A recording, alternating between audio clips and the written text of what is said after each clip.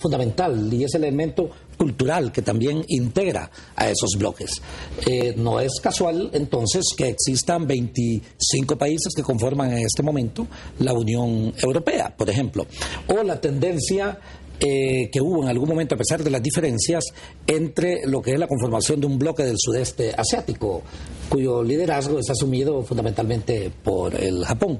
En Europa lo que es interesante es que fueron capaces de unirse a pesar de todas las enormes diferencias históricas, guerras intestinas, pero también guerras entre ellos, persecuciones religiosas, xenofobia, lenguas o idiomas diferentes, etcétera, etcétera. En el caso de América, entendiendo por América desde Alaska hasta Cabo de Hornos, el planteamiento sobre la conformación también de un bloque con un aliado estratégico fundamental, como es los Estados Unidos, que es el país mucho más rico a nivel mundial, con mayor potencia económica, con mayor potencia tecnológica y potencia militar, aunque no el más desarrollado.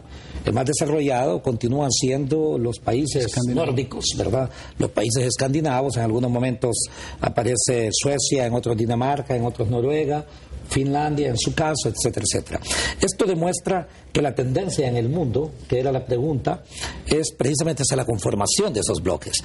Y esos bloques son solidarios entre sí, pero también son competitivos con respecto a los que no forman parte de ese bloque.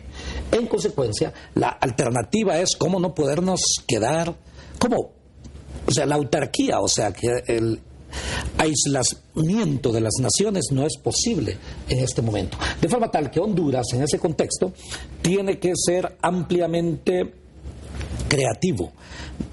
Tiene que entender que las fuerzas son superiores a cualquier fuerza nacional de cualquier país.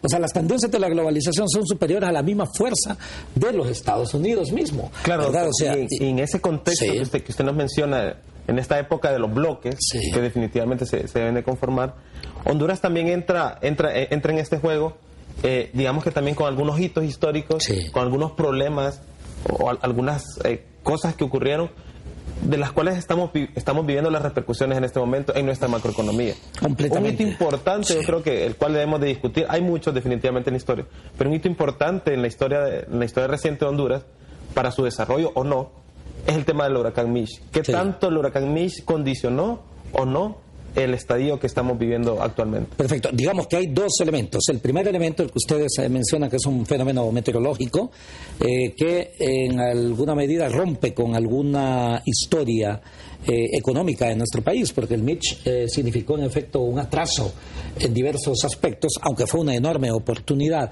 Y yo sí creo que perdimos una oportunidad histórica para crear realmente una nación diferente, y esto no es responsabilidad de un gobierno en particular, es responsabilidad de la sociedad en su conjunto, porque es la sociedad la que tiene que expresarse sobre cuáles son sus prioridades, cuáles son al mismo tiempo sus derechos, sus deberes, etcétera, etcétera. De forma tal que hay otro elemento también, es de una u otra forma la disminución de la capacidad de pensamiento estratégico que ha existido en nuestros países, o sea, anticipar precisamente frente a elementos de cualquier naturaleza el qué hacer.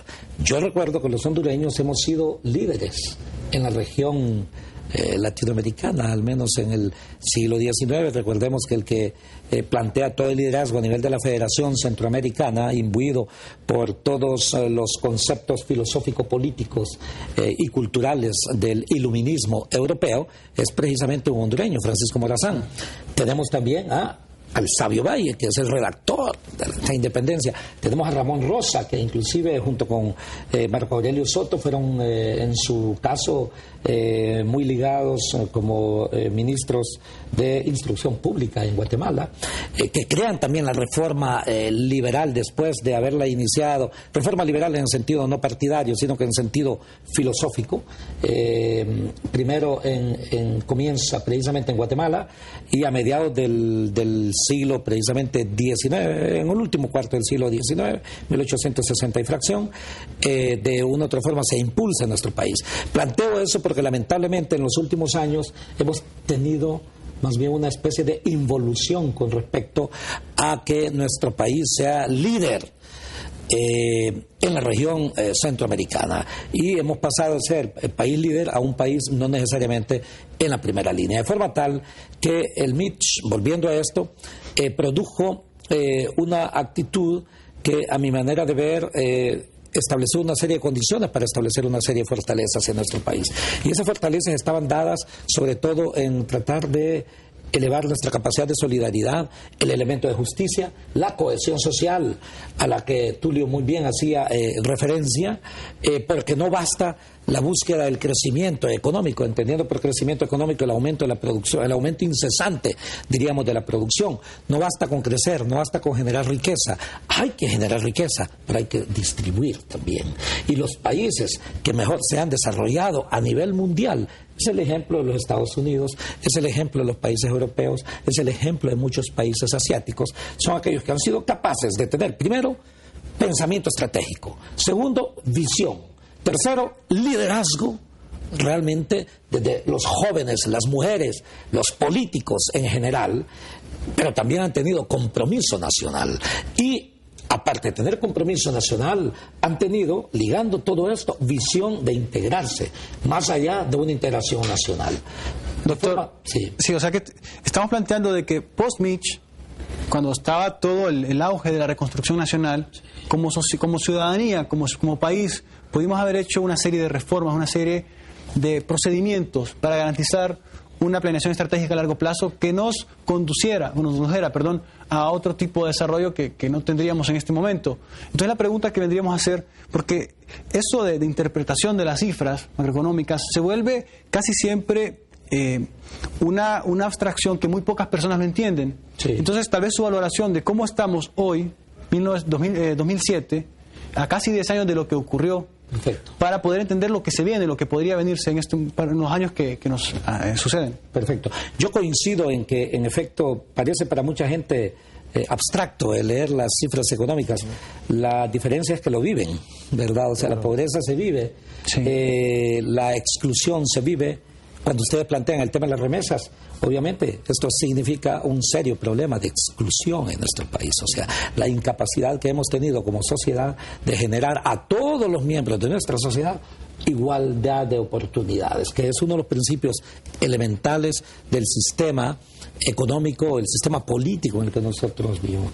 De forma tal que en este momento, macroeconómicamente, tenemos, y yo no lo digo específicamente porque esto es algo que ha ganado este gobierno, creo que todos los gobiernos en alguna medida han hecho algunas cosas buenas, otros han hecho algunas cosas no muy buenas, otros han dejado de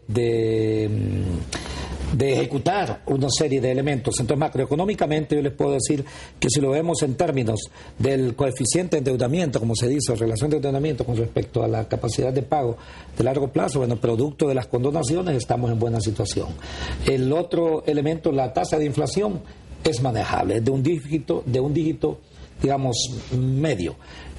Si lo analizamos desde la perspectiva, al mismo tiempo, del coeficiente de inversión, o sea, también estamos desarrollándonos. Pero, ojo, hay elementos negativos macroeconómicos a los cuales podemos referirnos, si les parece, entonces, posteriormente. Perfecto, doctor, y creo que con este previo, hablando de toda la parte internacional, regional, y ya, nuestro caso como Honduras, va a ser un buen previo para continuar con